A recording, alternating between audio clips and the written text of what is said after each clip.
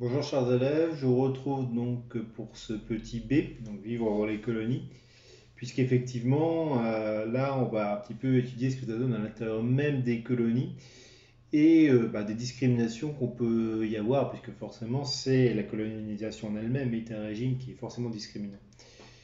Donc pour les métropolitains, souvent on va donner une image un peu idéale des colonies, une image idéalisée. C'est par exemple ce que vous avez avec la manade petit colon algérien, puisque ça on le verra, mais c'est la grande particularité de l'Algérie. L'Algérie c'est une colonie de peuplement.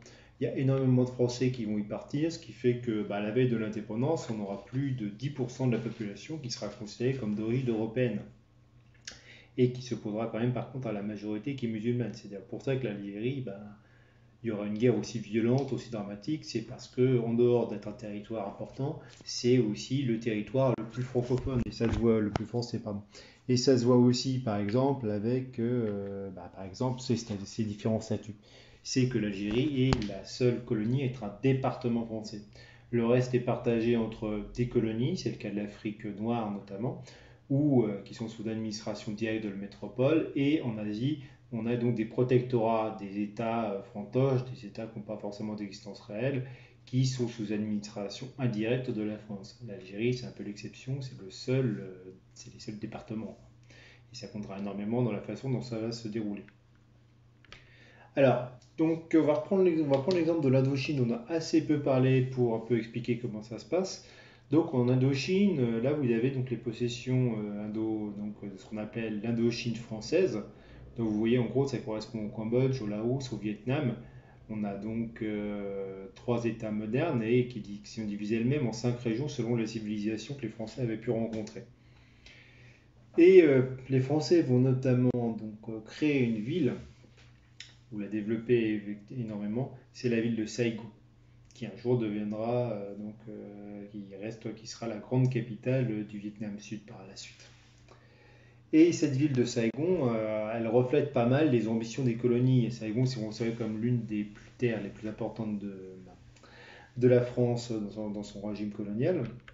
On va donc construire une sorte de vitrine occidentale avec des monuments typiquement français, un théâtre, un palais de justice, une cathédrale, des collèges, des écoles et au milieu des rizières, quoi. Par contre, ça ne veut pas dire que tout il y a, contrairement à ce qui peut être dit, il y a évidemment totalement des discriminations et les colonisés et les colons vivent généralement dans des univers assez séparés. Donc on a aussi par contre des écoles françaises qui se mettent en place. Ça on le verra un peu plus tard, mais ça permettra notamment à des élites de se détacher. Mais ces élites, elles s'intègrent finalement souvent plus facilement dans les sociétés françaises métropolitaines, notamment à l'université, que dans les colonies elles-mêmes, où finalement les espaces restent très marqués par les différences ethniques. On a des espaces qui sont destinés quasiment qu'aux blancs où finalement les seules positions qu'on va attendre des indigènes, c'est des positions subalternes. Et c'est souvent vrai aussi, par exemple pour les femmes, c'est que la mixité peut exister, on a quelques mariages mixtes, mais ils se font toujours dans un seul sens, c'est que généralement c'est un homme blanc, un colon, qui épouse une indigène, qui attend d'elle qu'elle soit soumise à son autorité, dépendante de lui. Et les mariages à l'inverse entre femmes blanches et colonisées, noires, asiatiques, sont incroyablement mal vus, quoi. Même les liaisons d'ailleurs, pareil, personne, je veux dire, ça reflète une domination sexuelle et raciale qui, dans l'esprit des Européens, est évidente et préjudiciable. Et ça montre bien que dans les colonies, malgré tous les efforts qui peuvent être faits par les Français pour essayer d'imposer leur culture, on reste dans des pays qui sont totalement divisés entre colons et colonisés. Il y a une véritable ségrégation qui est souvent même géographique, hein. Les Européens n'habitent pas dans les mêmes quartiers que que les colonisés, ce qui se retrouve encore dans pas mal de villes. On a le quartier colonial qui correspond à un quartier européen reconstitué au milieu d'un espace ethniquement habité par les indigènes. Enfin, il y a une dernière colonie qui a un statut un peu particulier, c'est la Nouvelle-Calédonie.